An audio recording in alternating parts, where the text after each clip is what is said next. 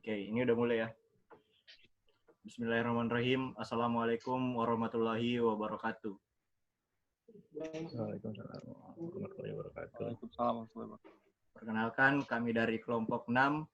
Pada kesempatan kali ini, kami akan memenuhi tugas mata kuliah Pendidikan Agama Islam. Dan kami akan memaparkan materi yang berjudul Etika Dakwah dalam Islam.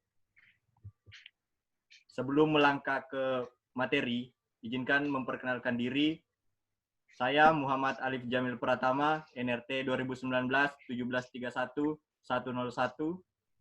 Yang kedua, Lalu Gali Prawitama 2019-1711-101. Yang ketiga, Dimas Ramdan Aryono 2019-1662-101. Yang ketiga, yang keempat, Prayugo Septio 2019-1763-101. Kita langsung saja beranjak ke materi. Yang pertama, tentang karakteristik dakwah Nabi Muhammad SAW.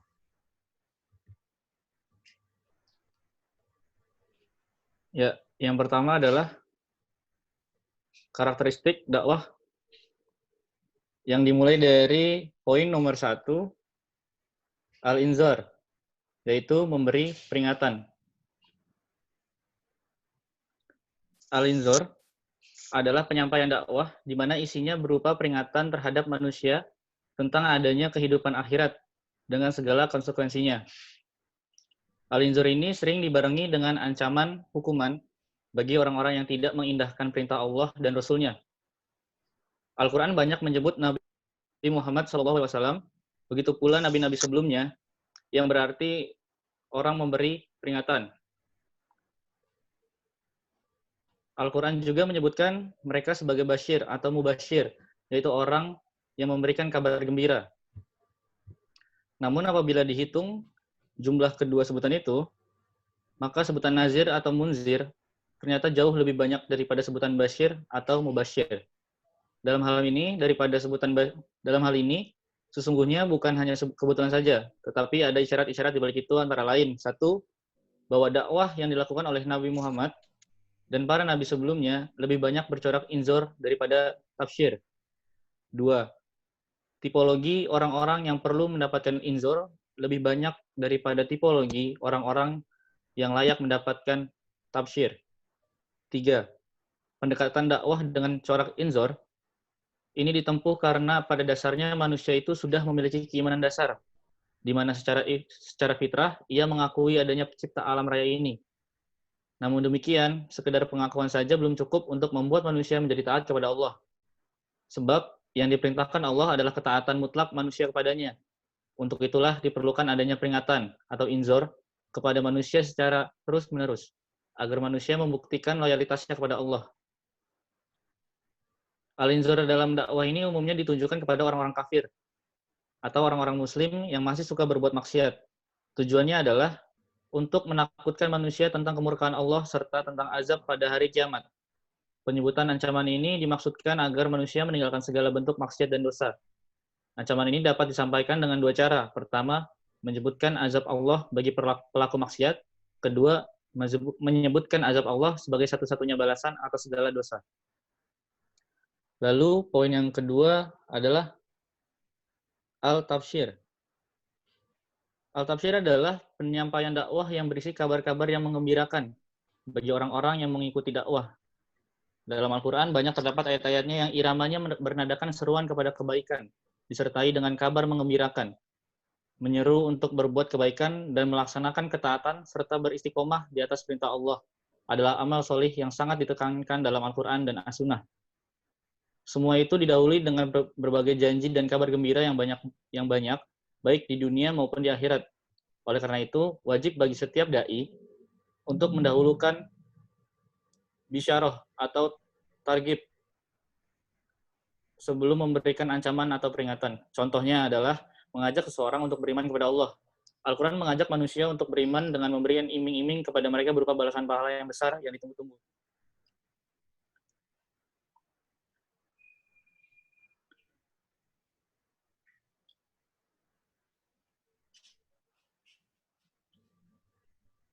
Sesungguhnya masih banyak lagi contoh-contoh dalam Al-Quran yang mengisyaratkan kabar gembira dalam penyampaian kebenaran kepada manusia.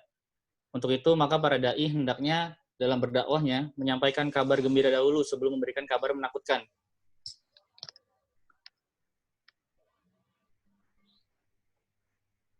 Agar hati yang tertutup bisa terbuka, mata yang buta bisa kembali melihat, dan telinga yang tuli bisa kembali mendengar. Agar jiwa manusia senantiasa rindu akan kebaikan yang menantinya.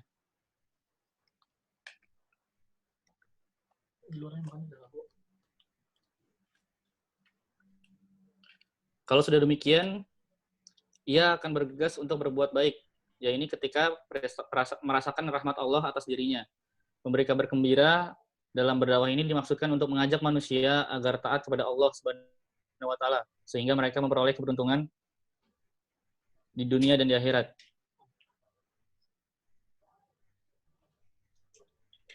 Yang ketiga adalah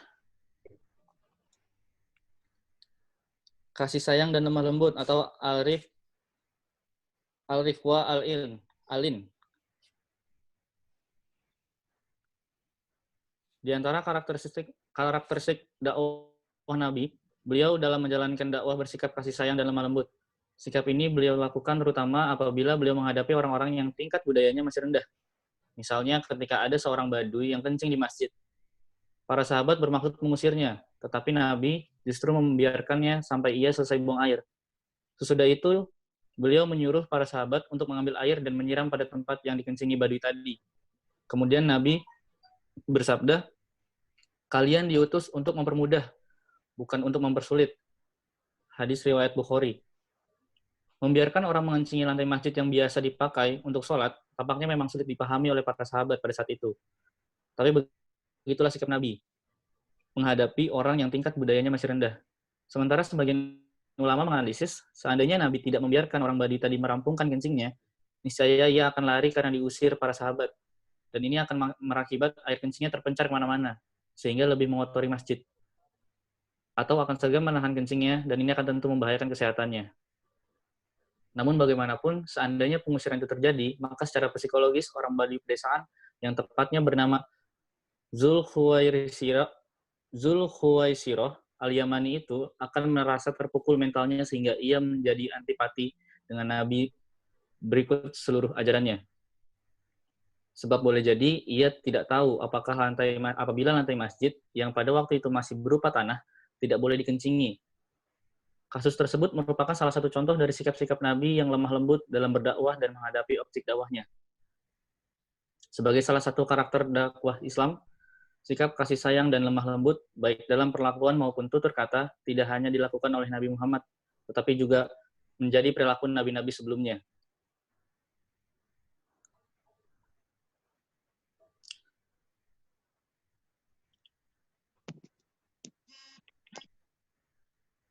Pembelajaran yang baik adalah penyampaian ajaran Islam ke dalam kalbu dengan penuh kasih sayang dan ke dalam perasaan dengan penuh kelembutan.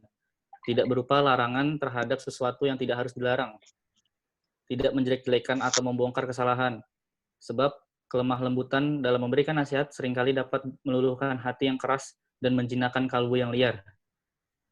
Bahkan lebih mudah melahirkan kebaikan ketimbang larangan dan ancaman. Lebih daripada itu, sesungguhnya kelemah lembutan, pelan-pelan, dan sikap penuh kasih sayang dalam berdakwah dapat membuat seseorang merasa dihargai kemanusiaannya dan membangkitkan perasaan seperti itu pula dalam dirinya.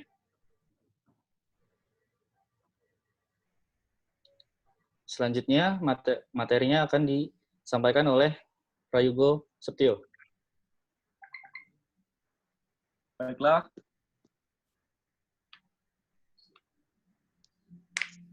Saya akan melanjutkan materi poin kelima, yaitu adalah tegas dan keras atau al-syiddah. Di samping sikap-sikap yang lembut dan tidak mempersulit, pada saat-saat tertentu, Nabi SAW juga menunjukkan sikap tegas dan keras. Sikap seperti ini biasanya beliau perlihatkan dalam hal-hal yang berkaitan dengan masalah-masalah akidah, hak Allah, dan dalam masalah di mana seorang sahabat misalnya masih mau melanggar larangan padahal ia sudah mengetahui hal itu dilarang. Contoh ketegaran Nabi SAW dalam masalah yang berkaitan dengan kepentingan umat, di mana terdapat hak Allah adalah peristiwa pencurian yang dilakukan oleh seorang wanita bernama Fatimah binti Al-Aswad. Orang-orang menghendaki agar Fatimah bin Al-Aswad yang mencuri perhiasan itu bebaskan hukuman potongan tangan karena ia berasal dari marga Bani Makhzum yang sangat terpandang di kalangan suku Quraisy. Tetapi mereka tidak berani membicarakan hal itu pada Nabi SAW. Akhirnya mereka menyuruh Utsman bin Zaid untuk membicarakan hal itu kepada Nabi. Karena Utsmah adalah orang kesayangan beliau. Dan setelah mendengarkan permintaan Usamah, beliau berkata, apakah kamu hendak membebaskan manusia dari hukuman Allah? Kemudian Nabi SAW berdiri mendatangi orang-orang banyak, lalu berkata, wahai sekalian manusia, hancurnya orang-orang dahulu hanyalah karena apabila ada orang-orang yang mencuri, mereka tidak mau menghukumnya. Tetapi apabila mencuri itu rakyat kecil, mereka menghukumnya. Selanjutnya, poin ke-6 adalah syarat, tantangan, dan ujian atau al-tahadiyat. Dakwah dan tantangannya adalah dua hal yang tidak dapat dipisahkan sejak insan dakwah pertama kali diciptakan, yaitu Nabi Adam alaihissalam. Tantangan dakwah yang berupa rayuan iblis agar beliau melanggar larangan Allah sudah menyeritainya. Tantangan-tantangan ini terkadang berupa hambatan-hambatan dakwah, baik internal maupun eksternal, yang sering berbentuk ujian-ujian hidup bagi pelaku dakwah itu sendiri. Nabi Muhammad SAW sendiri perjalanannya hidupnya penuh dengan kisah-kisah yang memilukan. Begitu lahir, beliau langsung berpredikat yatim. 6 tahun kemudian berpredikat ditambah menjadi yatim piatu karena ibunya wafat.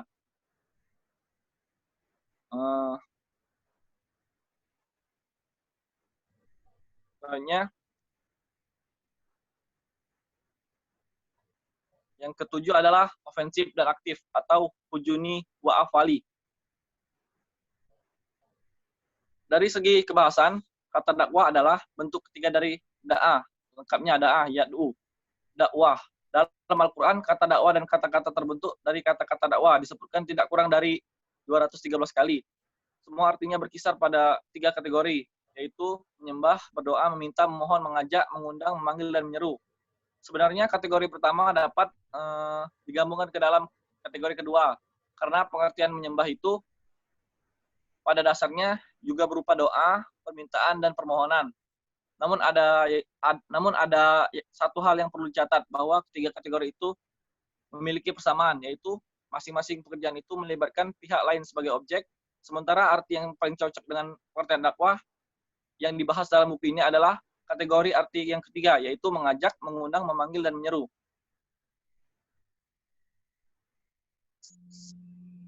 Baiknya, selanjutnya akan dilanjutkan oleh rekan saya.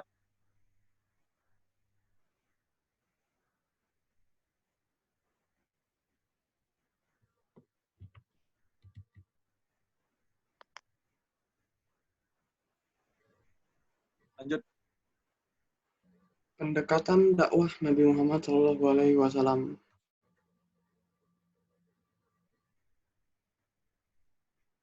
Pendekatan yang pertama yaitu pendekatan personal atau siri. Pendekatan ini dilakukan dengan cara face-to-face individual antara dai dan mat'u, bertatap muka langsung sehingga reaksi yang timbul akan segera diketahui. Pendekatan ini dilakukan Rasulullah pada fase dakwah siriyah atau dakwah personal ini masih relevan diterapkan pada saat ini bahkan hingga akhir masa. Hal ini disebabkan pendekatan personal memiliki keterkaitan batin serta interaksi emosional antara dai dan mat'u. Pendekatan personal merupakan pertama kali dilakukan Nabi setelah menerima wahyu kepada orang-orang terdekatnya. Hal ini dilakukan karena pada saat itu untuk mengantisipasi pengikut Nabi masih sedikit serta resistensi kaum Quraisy yang keras, dakwah personal ini dilakukan selama 3 tahun. Di antara yang beriman pada saat itu adalah Khadijah binti Khuwailid, Ali bin Abi Thalib, Zaid bin Harits, Abu Bakar As-Siddiq, Utsman bin Affan, Zubair al-Arqam, dan lain sebagainya. Pendekatan personal ini dilakukan pada masa-masa awal ketika dakwah belum dimungkinkan dilaksanakan secara terbuka. Dakwah secara sembunyi-sembunyi juga dilakukan Rasulullah, bukan karena beliau takut, melainkan strategi jitu yang dilakukan Rasul. Hal ini disebabkan Rasulullah selalu dibimbing oleh wahyu termasuk untuk melaksanakan dakwah personal. Yang kedua, yaitu pendekatan pendidikan atau taklim. Dakwah melalui pendekatan pendidikan yang telah dilakukan Nabi pada masa-masa awal berbarengan dengan dakwah siri seperti dilakukan di rumah Abu Al-Arqam. Pada saat Nabi di Mekah, pendidikan seperti itu di Bait Al-Arqam belum diorganisir secara maksimal. Hal ini disebabkan belum berkembangnya pendidikan karena faktor keamanan. Ketika Nabi hijrah ke Madinah, barulah pendidikan berkembang dan diorganisir secara sempurna. Adapun sistem pendidikan yang dikembangkan Nabi adalah sistem kaderisasi dengan membina para sahabat. Kemudian para sahabat mengembangkan ke seluruh dunia, mulai dari Khulafaur Rasyidin kemudian generasi berikutnya. Dimulai dari pembinaan dan kaderisasi di Makkah yang agak terbatas, kemudian ke Madinah dengan membentuk komunitas Muslim di tengah-tengah masyarakat Madinah yang cukup heterogen. Tempat-tempat yang dijadikan sebagai tempat untuk mendidik para sahabat Nabi di Makkah maupun Madinah yaitu Darul Al-Arqam, rumah Nabi, Al-Sufah, Darul Qura, Kutab, Masjid, dan para rumah sahabat. Yang ketiga yaitu pendekatan penawaran atau al. Mekah merupakan pusat ziarah sejak zaman Nabi Ibrahim hingga sekarang, baik pada masa pra-Islam maupun sesudahnya. Salah satu pendekatan dakwah Nabi adalah menawarkan agama Islam kepada kabilah-kabilah yang menziarahi Ka'bah, meskipun tidak ada seorang pun yang mengikuti dakwah Nabi akibat teror dari kafir Quraisy. Nabi tetap menjalankan tugas dakwah itu setiap musim haji dari tahun ke-4 sampai tahun ke-10 dari kenabian beliau. Baru pada tahun ke-11, kabilah Kharaj dari Yatsrib menyatakan memeluk Islam, berlanjut kepada Bayat Aqobah pertama dan kedua. Masuk Islamnya kabilah dari Yatsrib merupakan wasilah hijrahnya Nabi ke Yatsrib atau kemudian lebih dikenal dengan Madinah. Selanjutnya akan dijelaskan oleh rekan saya, Muhammad Alif Jamil Pratama. Untuk pendekatan yang keempat, ada pendekatan misi atau bid'ah. Pendekatan misi adalah pengiriman dai ke daerah yang jauh dari tempat tinggal Nabi untuk mengajarkan agama Islam. Pendekatan dakwah ini merupakan bagian dari pendekatan pendidikan. Namun dalam hal ini, teksis mundis atau titik tekannya pada pendelegasian atau pengiriman para dai oleh Nabi. Pendekatan misi yang dilakukan Nabi diantaranya misi dakwah ke Yatsrib, Najd, Khaybar, Yaman, Najran, dan Mekah. Sesudah Bayat Aqobah pertama, orang Yatsrib meminta kepada Nabi untuk dikirim orang yang mengajarkan Islam di Yatsrib. Nabi SAW mengutus Mus'hab bin Umar ke Yatsrib. Peristiwa ini terjadi sebelum Nabi hijrah. Pada bulan Safar 4 Hijriah, Nabi kedatangan tamu dari Najd. Dia diajak Nabi masuk Islam, tapi tidak mau. Hanya meminta untuk dikirim dai untuk mengajarkan Islam di Najd.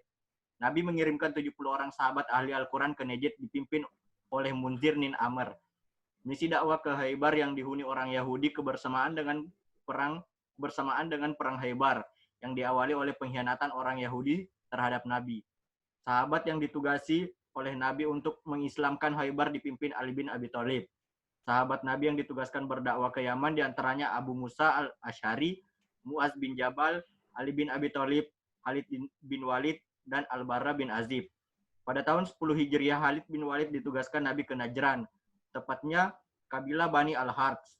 Semua warga kabilah ini kemudian memeluk Islam, dan Khalid bin Walid tinggal di Najran untuk beberapa waktu untuk mengajarkan agama Islam.